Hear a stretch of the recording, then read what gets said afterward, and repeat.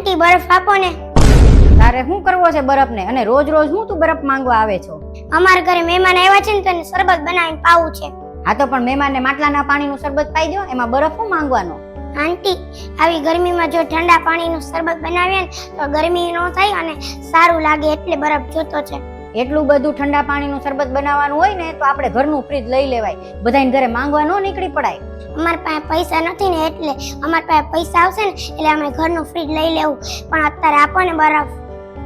હું થયું મમ્મી આ ગોલું માંગે છે? અરે આ ગોલું જો ને રોજ બરફ માંગવા આવી જાય છે ઘરે. એમાં હું થઈ ગયું મમ્મી? આપી દે ને બરફ. અરે પણ આપણા ઘરે બરફ નથી. એમાં હું થઈ ગયું મમ્મી? બરફ માટે હું તો એટલે નાના છોકરા લવ કરે છો. અરે શિવેન તને કાઈ ખબર હોય નહીં ને આપણા ઘરે બરફ નથી તો ક્યાંથી દઉં હું એને બરફ?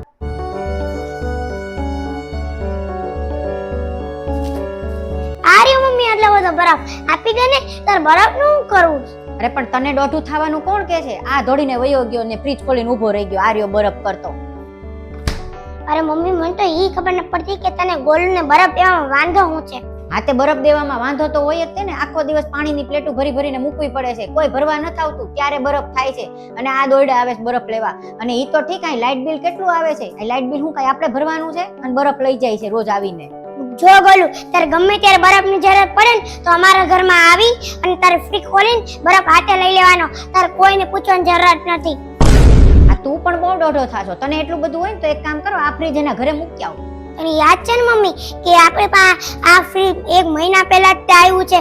મહિના પહેલા આપણી પાસે ફ્રીજ ય નહોતું ત્યારે આપણે બાજુવાળા માસી પાસે બરફ માંગવા જતા હતા અને ક્યારેક આપે ક્યારેક નો આપે.